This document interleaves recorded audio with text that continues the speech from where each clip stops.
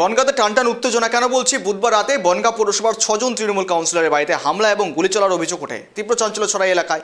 অভিযোগ, একাধিক কাউন্সিলরের বাড়ি লক্ষ্য করে হামলা চালায় দুষ্কৃতীরা। ইট থেকে বোমা থেকে গুলি বর্ষণ করা হয়। এই ঘটনায় নিরাপত্তা নিয়ে প্রশ্ন তুলেছেন আক্রান্ত এবং তার পরিবার, এবং সেখানে এই ঘটনা তদন্তে নেমেছে বনগাঁ থানার পুলিশ। বিজেপি বিধায়ক অশোক কীর্তনীয়ের অভিযোগ, পৌর রাজনীতিকে কেন্দ্র করেই এই হামলা হয়েছে। দেখুন। উত্তর 24 পরগনার বনগাঁতে বুধবার রাতে হুলস্থুল কাণ্ড। পৌরসভার 6 জন তৃণমূল কাউন্সিলরের বাড়িতে পরপর হামলা, ইট বৃষ্টি, এমনকি গুলি চলার অভিযোগে তীব্র আতঙ্ক ছড়িয়েছে শহর জুড়ে। হঠাৎ গেটের সামনে মদ্যপ অবস্থায় জমায়েত, তারপরই ইট ছোড়া শুরু করে, এমনই কিন্তু দাবি রাখছেন। শুনুন।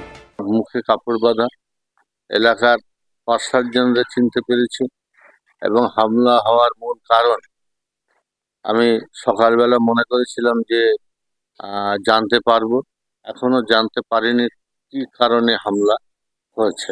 তবে চেষ্টায় আছি, মানে কোন জায়গা থেকে কি হচ্ছে আর সেটা বের করার একটা চিন্তা ভাবনা সকালবেলা উঠেছে। এখন বের করার জন্য আমরা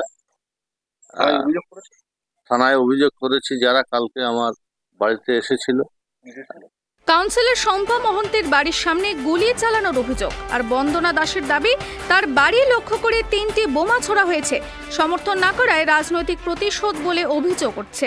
কিনা একটা আমাদের কাগজ ধরিয়ে দিল, ওতে লেখা ছিল যে পৌর প্রধানের বিরুদ্ধে অনাস্থা, এবং যারা কাউন্সিলর অনেকে সই করেছিল, এবং আমরা 6 জন কাউন্সিলর আমরা অনাস্থার বিরুদ্ধে সই করিনি।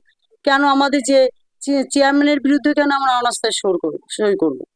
এবং দল যাকে, আমাদের মাথার পর মানবিক মুখ্যমন্ত্রী এবং আমাদের যুব আইকন অভিষেক বন্দ্যোপাধ্যায় যে নির্দেশ দেবে আমরা মাথা পেতে নেব।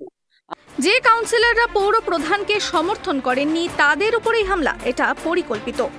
কিন্তু আপনার আয়ত্তর বাইরে চলে যাবে, কারণ গতকালকে যে খেলাটা বিশ্বজিৎ দাস এবং নেতৃত্বে, জেলা সভাপতির নেতৃত্বে যে অনাস্থা প্রস্তাব এনেছিল কিছু কাউন্সিলর, এবং কিছু কাউন্সিলর অনাস্থার বিপক্ষে গিয়েছিলেন, তাদের বাড়িতে রাতের অন্ধকারে দুষ্কৃতী পাঠিয়ে তাদের বাড়িতে, সেই কাউন্সিলরদের বাড়িতে হামলা করা হয়েছে।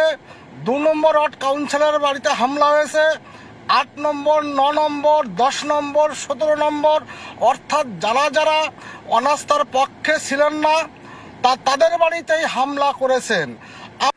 পুলিশকে খবর দেওয়া হলে বনগাঁ থানার দল ঘটনাস্থলে পৌঁছে তদন্ত শুরু করে। তবে নিরাপত্তা নিয়ে প্রশ্ন তুলেছেন আক্রান্ত কাউন্সিলররা। হামলার ঘটনার পর রাজনৈতিক উত্তাপ আরও বাড়ছে বনগাঁ জুড়ে। পুলিশের ভূমিকা ও ভবিষ্যৎ নিরাপত্তা এখন সবার নজর সেই দিকেই। Bureau report, KTV Bangla.